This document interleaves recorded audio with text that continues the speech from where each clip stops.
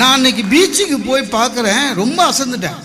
ஒரு 10 பேர் எல்லாம் வெல் எஜுகேட்டடு சுற்றி நின்றுட்டு கை கோத்துக்குன்னு வானத்தை பார்த்து ஹான்றான். ஒருத்தனை கூப்பிட்டு என்னடா இது என்ன சார், லாஃபிங் தெரப்பி சார். நான் பயந்துட்டேன்.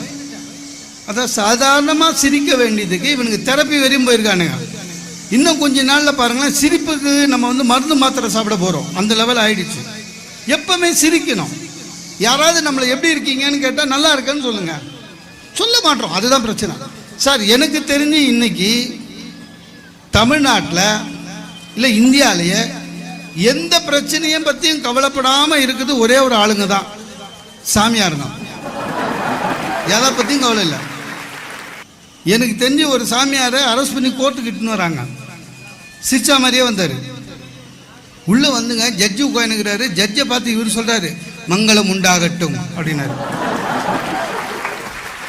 ஜட்ஜி சாமியாரை பார்த்து சொன்னார், சாமி கேஸே அதுதான், ஆசிரமத்தில் மங்களம் உண்டாயிட்டாங்க, உங்கள் மேலே போட்ட சார்ஜ் ஷீட்டும் அதுதான். சாமியார் கூச்சமே இல்லாமல் சிரிக்கிறான். அதுக்கப்புறம் ஜாமீன் கொடுத்தாரு. ஜாமீன் கொடுத்தோன்னு திருப்பியும் சென்று வருகிறேன், மங்களம் உண்டாகட்டும்.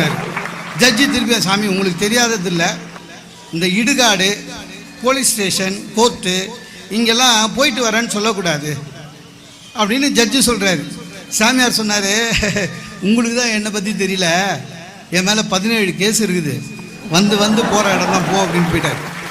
அதாவது கவலைப்படாமல் நல்லா இருக்கிறோன்னு சொல்ல கற்றுக்கங்க முதல்ல. சார் நம்ம ஊர்லங்க யாரை பாருங்க, அவங்க எந்த பெரிய ஆளாக இருந்தாலும் சரி, எப்படி சார் இருக்கீங்கன்னு கேளுங்க, நல்லா இருக்கேன் கடவுள் புண்ணியத்தில் சொல்ல மாட்டான். ஒவ்வொருத்தன் ஒவ்வொரு டைலாக் வச்சுன்னு சுற்றின்னு இருக்கிறோம். எப்படி சார் இருக்கீங்க, ஏதோ இருக்கா சார் அப்படின்னு, அதான் போனால் போதுன்னு இருக்கான்.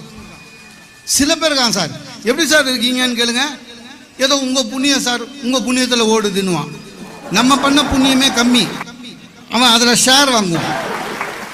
சில பேர் இருக்கான், அவன் ஞானி லெவலு, எப்படி சார் இருக்கீங்க அப்படின்னா, மேலே இருக்கிறவன் கூப்பிட்டா போயிடுவேன். அதாவது இவரே போக மாட்டார், கடவுள் கை பிடிச்சி கூட்டி போகணும்.